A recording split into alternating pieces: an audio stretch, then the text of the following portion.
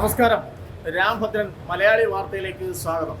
ഇന്ന് കൊല്ലത്ത് നമ്മുടെ ബാങ്കിലെ പെൻഷനായ ജീവനക്കാരുടെ എല്ലാം ഒരു സംസ്ഥാന സമ്മേളനമാണ് ഇവിടെ നടക്കുന്നത്. നമുക്കറിയാം, നിരന്തരം നമ്മുടെ സാധാരണക്കാരായ ജനങ്ങൾ ബാങ്കുമായിട്ട് ബന്ധപ്പെടാത്ത ചുരുക്കം ചില പേരേ ഉള്ളൂ. ഒന്നുകിൽ നിക്ഷേപമായിട്ടോ അല്ലെങ്കിൽ ബാങ്കിൽ നിന്ന് ലോൺ എടുക്കാനോ അല്ലെങ്കിൽ മറ്റെന്തെങ്കിലും കാര്യങ്ങളോ ഒക്കെ ആയിട്ട് ബാങ്കിൽ പോകാത്ത ഒരു ചുരുക്കം മാത്രമാണ് ജനങ്ങൾ നമ്മുടെ നാട്ടിലുള്ളത്. അപ്പോൾ അത്തരത്തിൽ പെൻഷനായ ആ ബാങ്കിൽ നിരവധി വർഷക്കണക്കിന് 10, 25, 35 ഒക്കെ വർഷം ജോലി ചെയ്ത അത്തരം ജീവനക്കാരാണ് ഇന്നിവിടെ അവർ സമ്മേളനമാണ്. അപ്പോൾ അവരിൽ നമ്മൾ പലരുമായിട്ട് സംസാരിക്കാം. അവർ പറയുന്ന കാര്യങ്ങൾ കേൾക്കാം. സാറ് ഏത് ബാങ്കിലാണ് വർക്ക് ചെയ്തത്? ഞാൻ സ്റ്റേറ്റ് ബാങ്ക് ട്രാവങ്കലാണ് തുടങ്ങിയത്. റിട്ടയർഡ് ആയത് സ്റ്റേറ്റ് ബാങ്ക് ട്രാവൽ തന്നെയാണ്. പക്ഷെ ഇപ്പോൾ പെൻഷൻസ് എല്ലാം പറഞ്ഞത് സ്റ്റേറ്റ് ബാങ്ക് ഇന്ത്യ.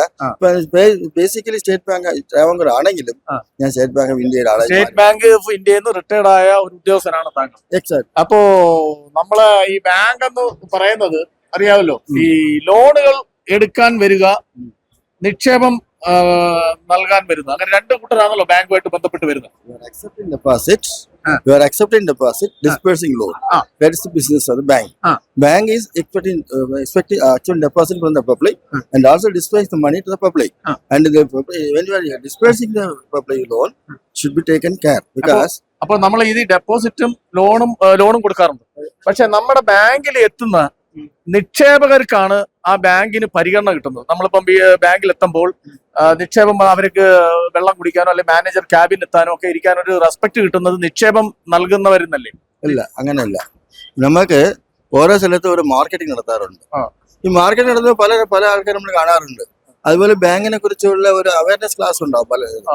ആ സ്ഥലത്ത് പാവപ്പെട്ട സാധാരണ ആൾക്കാരെ പോലും ഞങ്ങൾ ഡയറക്റ്റ് ആയിട്ട് കാണാറുണ്ട്. ഫോർ എക്സാമ്പിൾ, ഇപ്പം IRDP മേള, IRDP ലോൺ, അങ്ങനെ ഒരു മേള നടത്തുന്ന സമയത്ത് ഇവരെല്ലാം മുമ്പ് നമ്മൾ പരിചയപ്പെടും. പക്ഷെ നമ്മള് ഈ നിക്ഷേപം സ്വീകരിക്കുന്നവർക്ക് നിക്ഷേപം നമ്മൾ അവിടെ നൽകിയാൽ അവർക്ക് അങ്ങോട്ടാണ് നമ്മൾ പൈസ കൊടുക്കുന്നത്, പലിശ ഇൻട്രസ്റ്റ് ആയിട്ട്. പക്ഷേ നമ്മൾ ലോൺ കൊടുക്കുന്നവരുണ്ടല്ലോ, ലോൺ വാങ്ങുന്നവര് അവരാണ് ബാങ്കിനെ നിലനിർത്തുന്നത് അല്ലേ? എന്ന് പറയാൻ പറ്റില്ല. കാര്യം വേറെയും പല ആൾക്കാരുണ്ട്. ഇതല്ലാതെ ഇപ്പൊ നമ്മള് ബാങ്കിന് വേറെ അതർ സർവീസസ് ഉണ്ട്. അതായത് ഇപ്പൊ ബാങ്കിന്റെ DD ഇഷ്യൂന് സർവീസ് ഉണ്ട്. ബാങ്കിന്റെ പല വേറെ. എന്നാലും ഒരു ബാങ്കിനെ സംബന്ധിച്ച് കൂടുതൽ ഭാഗം എന്ന് പറയുന്നത് ലോൺ കൊടുക്കുന്നതിൽ നിന്നല്ലേ കിട്ടുന്നത്. പക്ഷെ ഈ ലോൺ എടുത്തവര് ബാങ്കിൽ വരുമ്പോൾ അവർക്കൊരു പരിഗണനയോ ബഹുമാനമോ കിട്ടാറില്ലല്ലോ. ഇത് പറയുന്നത് തെറ്റാണ്. കാരണം എന്താ വെച്ചാൽ നമ്മൾ പലപ്പോഴും പറഞ്ഞത് നമ്മൾ ശരിക്കുള്ള ഡെപ്പോസിറ്റ് നമ്മളെ രക്ഷകത്ത് അവരാണ്. കാരണം എന്താ അറിയാമോ, നല്ല ലോൺ പാർട്ടിയിൽ നിന്നാണ് ശമ്പളം പറഞ്ഞത് നമുക്ക്. അതെ. അപ്പൊ നമ്മൾ അവർ ആരിയിലേ കാണത്തുള്ളൂ. അത് എന്നോട് പറയാണ്. ഞാൻ ബാങ്ക് മാനേജർ ഇരിക്കുമ്പോ ഡെപ്പോസിറ്റ് എടുക്കാനും കൂടുതൽ ലോൺ പാർട്ടി കണ്ടോടെ ചോദിക്കും, എന്താ വേണ്ടത്, നിങ്ങൾക്ക് അത്യാവശ്യം ഉണ്ടോ? എന്റെ അടുത്ത് ചില എല്ലാവരും ഞാൻ ചെറിയ നടക്കുന്നുണ്ട്. ഈവൻ ചെറിയ കാര്യങ്ങൾ എന്നോട് പറയും. ഫോർ എക്സാമ്പിൾ, എനിക്കൊരു ഇത് വേണം സാർ, ഫോട്ടോസ് എടുക്കാൻ പറ്റില്ല സാർ, ബുദ്ധിമുട്ടാണ്, ഞാൻ തരാം.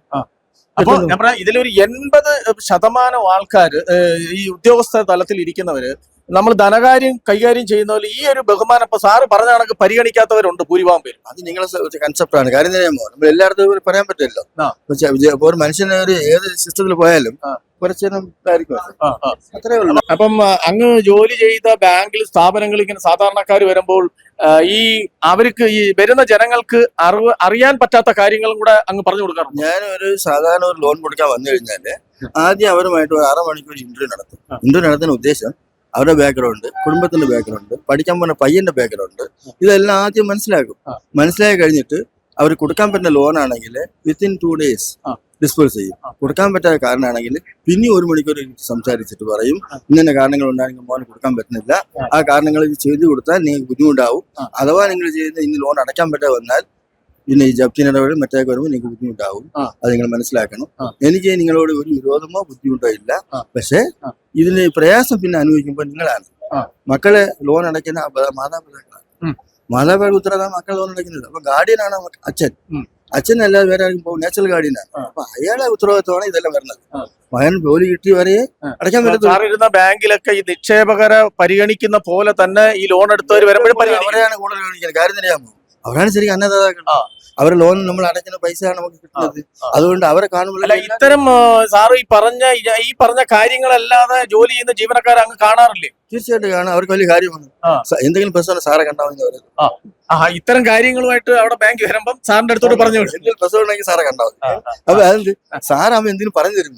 പേടിക്കേണ്ട കാര്യം. എത്രയോ പേര് വന്നിട്ട് സാർ എന്റെ മോൻ പഠിച്ചുകൊണ്ടിരിക്കുകയാണ്, എന്റെ പഠിച്ചു കൊള്ളാം എന്ന് ചോദിക്കാറുണ്ട്. അപ്പൊ നമ്മൾ പറഞ്ഞു കൊടുക്കും ഇന്നത് പഠിക്കാവൂ.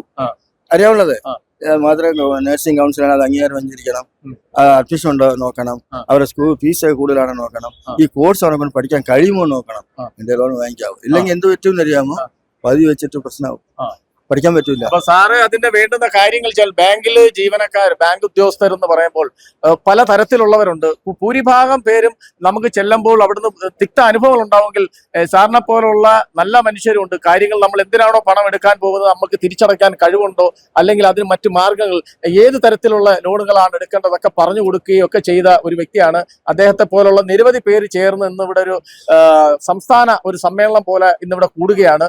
അപ്പൊ നന്ദി, ഇത്ര നേരം പ്രതികരിച്ചു. നമസ്കാരം. ഏത് ബാങ്കിലാണ് ജോലി ചെയ്തത്? ഞാൻ സ്റ്റേറ്റ് ബാങ്ക് ഓഫ് ട്രാവൻകൂറിലായിരുന്നു, ഇപ്പോൾ സ്റ്റേറ്റ് ബാങ്ക് ഓഫ് ഇന്ത്യ. അപ്പൊ സാർ മാനേജറൊക്കെ പോസ്റ്റിൽ ഇരുന്നിട്ട് റിട്ടയർഡ് ആണോ? അതെ അതെ. അപ്പോ താങ്കളുടെ ബാങ്കിൽ വരുന്ന നിക്ഷേപകരെയാണോ ആദ്യം പരിഗണിക്കുന്നത്, അതോ ലോൺ കൊടുക്കുന്നത് വരുമ്പോഴാണോ പരിഗണിക്കുന്നത്? അല്ല, ബാങ്ക് ഒരു സമഗ്രമായിട്ടാണ് കസ്റ്റമേഴ്സിനെ കാണുന്നത്. നിക്ഷേപകരെന്നോ ലോൺ കൊടുക്കുന്നവരെന്നോ എന്നാലും നമ്മൾ സാധാരണ കാണാറുള്ള നിക്ഷേപം നടത്തുന്നവർ വരുമ്പോഴാണല്ലോ അവിടെ ഒരു ബഹുമാനവും ആദരവും നാരങ്ങ വെള്ളം കൊടുക്കും, അല്ലെങ്കിൽ ക്യാബിൽ കയറാനൊക്കെ ഇരിക്കുന്ന ഒരു പരിഗണന കിട്ടുന്നത് നിക്ഷേപകർക്കാണ്. എല്ലാ ഇടപാടുകാരെയും ഒരേപോലെയാണ് ബാങ്ക് പരിഗണിക്കുന്നത്. ബാങ്കും ജീവനക്കാരും അങ്ങനെയാണ്. പക്ഷെ അങ്ങനെയാണ് വരുന്നത്. കാര്യത്തിൽ നിക്ഷേപം നൽകുന്നവർക്ക് ബാങ്ക് അങ്ങോട്ടാണ് ഇത് സൂക്ഷിച്ചു വെച്ചോ ലോൺ കൊടുത്തോ പൈസ കൊടുക്കുന്നത്.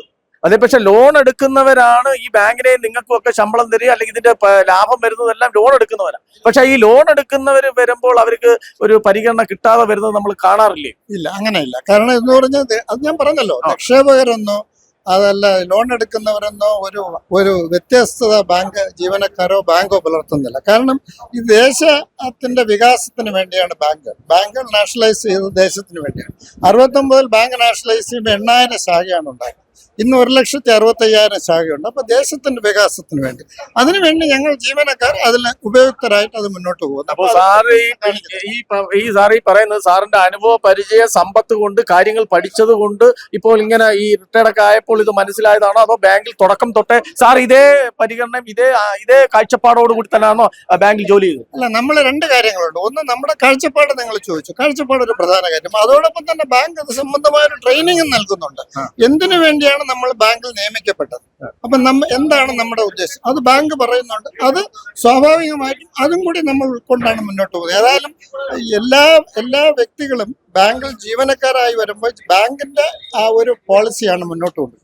അതനുസരിച്ച് അതുകൊണ്ടാണ് ഈ രാജ്യത്ത് വികസനങ്ങൾ വരുന്നത്. കാരണം നിങ്ങൾ എടുത്തു നോക്കിയാൽ, ഞങ്ങളൊക്കെ കയറിയ കാലം മുതൽ ഞങ്ങൾ 30, 35, 40 വർഷം ജോലി ചെയ്തു.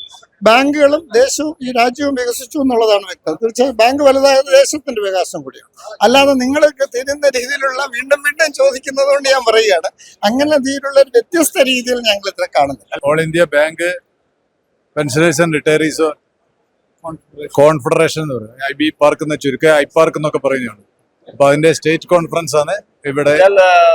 സാറ് ബാങ്കിലെ ജീവനക്കാരാണ്? അതെ. ഈ ബാങ്കിൽ നിന്ന് റിട്ടയർഡ് ആയവർ എല്ലാവരും കൂടെ ഒരു വർഷത്തിൽ ഒരു ട്രയനിയൽ കോൺഫറൻസ് ആണ്. അത് എല്ലാ 3 വർഷത്തിൽ ഒരു പ്രാവശ്യമാണ് നടക്കുന്നത്. ഇപ്പൊ കഴിഞ്ഞ മാസമാണ് നമ്മൾ ഓൾ ഇന്ത്യ കോൺഫറൻസ് ട്രിവാൻഡ്രത്ത് വെച്ച് നടത്തിയിരിക്കുന്നത്.